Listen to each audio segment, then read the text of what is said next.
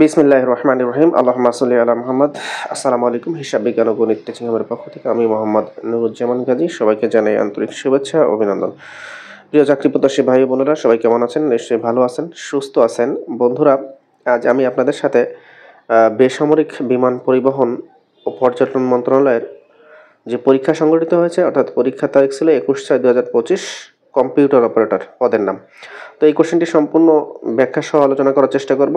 শেষ পর্যন্ত ভিডিওটি দেখে রাখার জন্য অনুরোধ করলাম। তো চলে যাই আমরা ভিডিও। 1 নম্বর প্রশ্ন ছিল সন্ধি বিচ্ছেদ সঞ্চয় সমাহাসন্ত চয়। খ নাম্বার আছে গায়ক গই যোগ অক, প্রচ্ছদ প্রযোগ সদ, আকৃষ্ট আকৃষ যোগ ত, দুলোক দ্বীপ যোগ লোক। এক কথায় প্রকাশ করুন, ভবিষ্যৎ দৃষ্টি আছে যার, দূরদর্শী, যা পূর্বে দেখা যায়নি এমন অদৃষ্টপূর্ব, অন্ধকার রাত্রি তামসী, চিরস্থায়ী নয় যা নশ্বর, নিজেকে যে বড় মনে করে হাম বড়া। এরপরে ছিল 3 নম্বরে বাগধারা। এটা বাগধারা বাক্য রচনা করতে হবে বাগধারার অর্থ সহ। আড়ংঘাটা, এটা হচ্ছে খেয়াঘাট, মানে আড়ংঘাটা পেরিয়ে প্রতিদিন স্কুলে যেতে হয়। এরপর আছে কাঁচা কথা। এটা হচ্ছে গুরুত্বহীন কথা। কাঁচা কথা মানেই তো গুরুত্বহীন কথা, তাই না? কাঁচা কথা শুনে কোনো সিদ্ধান্ত নেওয়া উচিত নয়। পত্রপাঠ তৎক্ষণাৎ। বড় সাহেব বলেছেন পত্রপাঠ মাত্রই চলে আসবে। বুদ্ধির ঢেকি নিরেট মূর্খ, অর্থাৎ অনেক বুদ্ধি যারা নিজেকে মনে করে তাদেরকে বলা হয় নিরেট মূর্খ। রাজীবের মতো বুদ্ধির ঢেকি পাশ করলে ফেল করবে কে? ইতর বিশেষ, এটা পার্থক্য। তো এখানে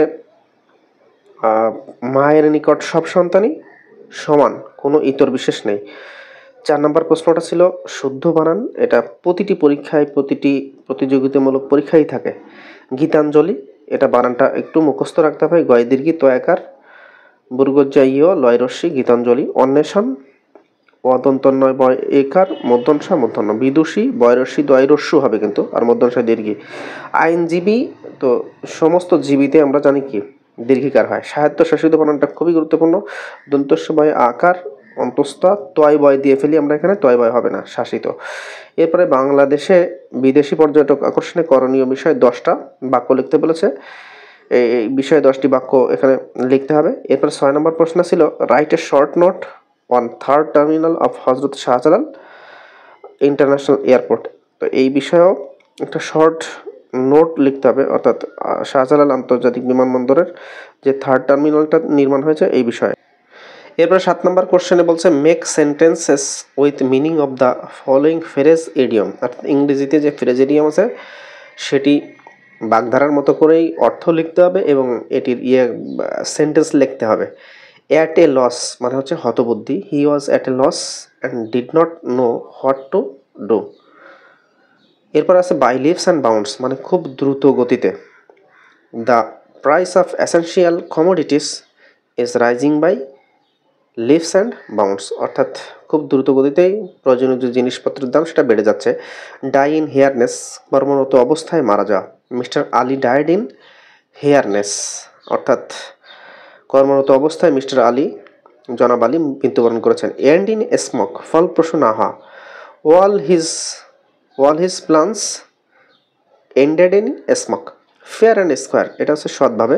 হি won the election fair and square, অর্থাৎ সৎভাবেই তিনি নির্বাচনে বিজয়ী হয়েছেন।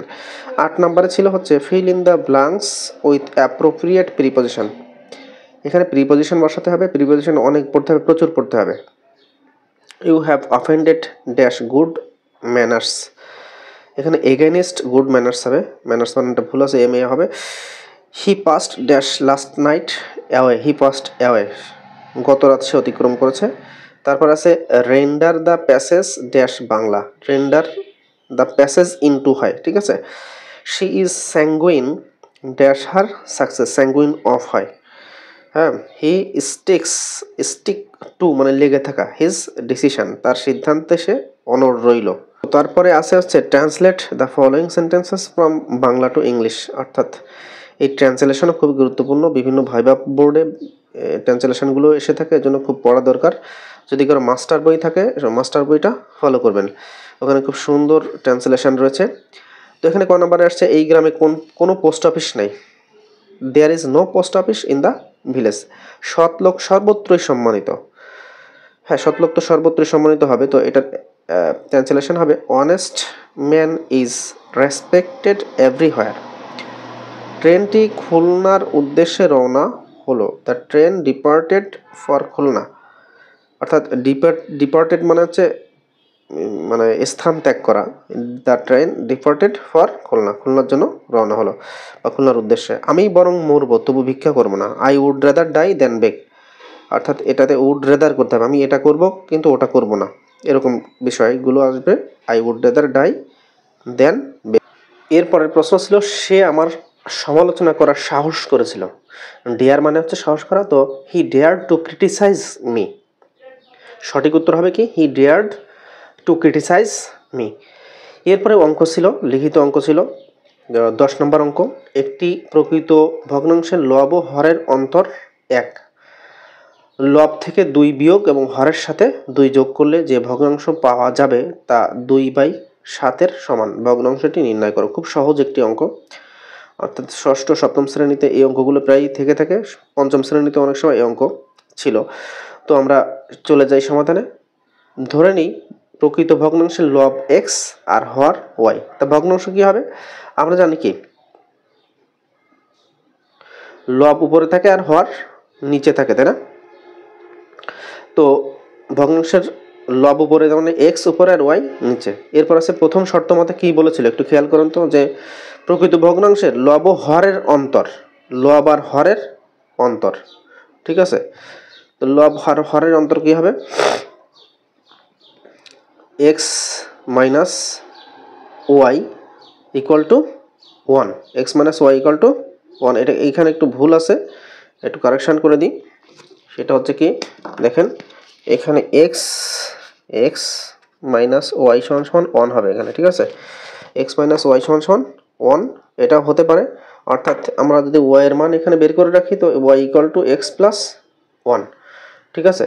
X minus y equal to 1। তো আমরা যদি এখান থেকে চাই যে ওয়াই এর মানটা বের করে রাখবো, তাহলে কি আসতেছে? ওয়াই এর মান যদি বের করে রাখি, তাহলে আমি যদি চাই এখানে এক্স ইকুয়াল টু ও সমান সমান বের করে রাখতে পারতাম। সেক্ষেত্রে হয়তো আমার 1 মাইনাস ওয়াই অর্থাৎ ওয়াই প্লাস 1। যাই হোক, ওয়াই সমান সমান এক্স প্লাস 1, এক্স মাইনাস 2 আর নিচে আসছে এক্স ওয়াই প্লাস 2 সমান সমান 2/7। মানে দ্বিতীয় শর্ত দেখেন এখানে বলেছিল লব থেকে 2 বিয়োগ আর হরের সাথে 2 যোগ। তাহলে লব থেকে 2 বিয়োগ, লব আমরা কি ধরছিলাম এক্স, তো এক্সের থেকে 2 বিয়োগ করবো আর হরের সাথে 2 যোগ করব। তো আমরা ঠিক করলাম এক্স মাইনাস 2 আর ওয়াই প্লাস 2 সমান সমান 2/7। তো বজ্র গুণন করলাম, এরপরে কি গুণন? বজ্র গুণন করলাম, বজ্র গুণ এই দিক দিয়ে এই দিক দিয়ে, ঠিক আছে? বজ্র গুণ করলে 7 দুগুণা 7x মাইনাস 7 দুগুণা 14, একইভাবে 2y প্লাস 4। তো এটাকে 1 নম্বর সমীকরণ দিলাম আমরা। ওয়াই এর মান 1 নম্বর সমীকরণে বসি, অর্থাৎ ওয়াই এর একটা মান আমরা এক্স প্লাস 1 এখানে যেটা ভুল বসানো হয়েছিল, আর দেখেন ওয়াই এর মানটা হবে হচ্ছে, ওয়াই এর মান কি বসানো ছিল এখানে এক্স প্লাস 1। তো এক্স প্লাস 1 বসালাম এখানে, বসাইলে আমার ফাইনালি অ্যান্সার হয় 7x মাইনাস 2x মাইনাস 2 সমান সমান 18, 5x সমান সমান 20, এক্স সমান সমান 4। তাহলে ওয়াই সমান সমান এক্স প্লাস 1 মানে কি, মানে ওয়াই এর মানটাও আমরা বের করতেছি। তো ওয়াই এর মান আমরা এক্স এর মান কত পাইছিলাম 4, এই যে 4 বসাইলাম এখানে, তারপরে 1 যোগ করলাম 5 হলো, অর্থাৎ ভগ্নাংশটি হবে 4/5। এই প্রথমে এইখানে একটু ভুল ছিল, ঠিক আছে? যে লব আর হর বসানোর বিষয়, এটা একটু আপনারা কারেকশন করে নেবেন যে ওয়াই সমান সমান এক্স প্লাস 1 কীভাবে হলো। এরপরে হচ্ছে যদি কোনো বর্গক্ষেত্রের প্রত্যেক বাহুর পরিমাণ 10% বৃদ্ধি পায় তবে তার ক্ষেত্রফল শতকরা কত বৃদ্ধি পাবে? এটা বিভিন্ন প্রতিযোগিতামূলক পরীক্ষায় এসেই থাকে, অর্থাৎ 80% পরীক্ষায় এটা আসে। তো আমরা ধরি বর্গক্ষেত্রের বাহু 1 অর্থাৎ এক্স একক, ক্ষেত্রফল এক্স স্কোয়ার বর্গ একক। অর্থাৎ বাহু যদি এক্স হয়, বর্গক্ষেত্রের প্রতিটি বাহুই কিন্তু সমান থাকে, তাই না? তো যদি এক বাহু এক্স হয়, ক্ষেত্রফল হবে এক্স স্কোয়ার। আবার যদি বাহুর দৈর্ঘ্য 10% বৃদ্ধি পায়, তার মানে কত? এক্স প্লাস এক্সের 10%, তার মানে 11x প্লাস 11x/10, মানে 10% মানে 100, 10/100 করলে 11x/10 থাকে। এরপরে দেখেন এইটার ক্ষেত্রফল কত হবে, অর্থাৎ নতুন যে ক্ষেত্রফল 11x/10 তার স্কোয়ার, তাহলে ক্ষেত্রফল কত বৃদ্ধি পেয়েছে।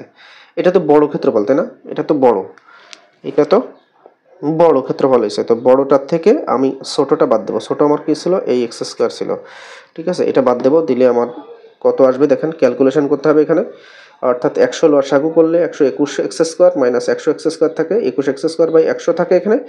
এরপরে ফাইনালি দেখেন এখানে শতকরা করলে কি আসে, শতকরা এটা যদি করি আমরা, শতকরা 21 এক্স স্কোয়ার বাই 100কে যদি শতকরা করি, তাই না, কিসের উপর ভিত্তি করে করব, মোটের উপর ভিত্তি করে করব কিন্তু। তো আমার ছিল এক্স স্কোয়ার বাই 100 গুণ 100 বাই এক্স স্কোয়ার, অর্থাৎ আমার ক্ষেত্রফল এক্স স্কোয়ারে বৃদ্ধি পাইছিল কিন্তু। তো এক্স স্কোয়ারের উপরে রাখতে হবে 100, এক্স স্কোয়ারের উপরে কত রাখতে হবে, 100, এতে কাটাকাটি করলে এটা 21% অ্যান্সার হয়।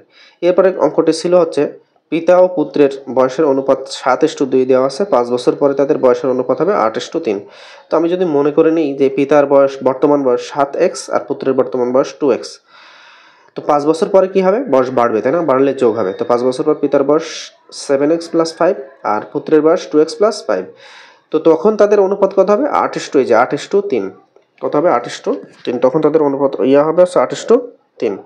তো করলে হাসতেছে আসছে কত, 7x + 5 আর 2x + 5, অর্থাৎ এইটা অনুপাত সমান সমান এইটা, অর্থাৎ 8:3 হয়, এই বর্তমান বয়স সমান সমান এটা হয়। তো আমরা বজ্র গুণন করবো, এরপরে বজ্র গুণন এদিকে এদিকে গুণ করব, গুণ করলে দেখেন 3 × 7 = 21x + 15 হয়, আর 8 × 2 = 16x + 5 × 8 = 40 হয়।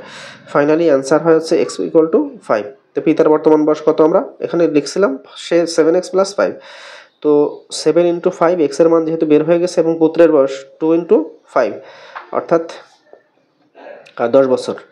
এরপর একটা উৎপাদকের বিশ্লেষণ ছিল, x³ + 6x² + 11xy² + 6y³ অঙ্কটি আসলে মনে হচ্ছে অনেক বড়, খুব কঠিন, আসলে তা না, একটু সাজিয়ে নিতে পারলে আপনার অঙ্কটি খুব সহজ হয়ে যাবে। তো x³ লিখলাম আমি, x³ লেখার পরে দেখেন এই 6x² আমি একটু ভেঙে নিয়েছি, কেমন, যে 5 আর x হয়, অর্থাৎ একটা x² আগে লিখেছি, খেয়াল করেন এখানে একটা x² আমি কি করেছি আগে লিখেছি আর 5x² পরে লিখেছি, ঠিক আছে। তো এই একইভাবে দেখেন 11xy² আছে না, তো 11xy² আমি কি লিখেছি দেখেন, 6 আর 5 11, 5xy² আর 6xy² + 6y³ এখানে একটা বুদ্ধি করা হয়েছে, সেটা কি, যে 5 এর সাথে 5 মিলাইছি আর 6 এর সাথে 6 মিলাইছি, ঠিক আছে। তো x² কমন নিলে x + y, আর এখানে 5xy কমন যায়, x + y, আর 6y² এখানে কমন গেলে x + y থাকে।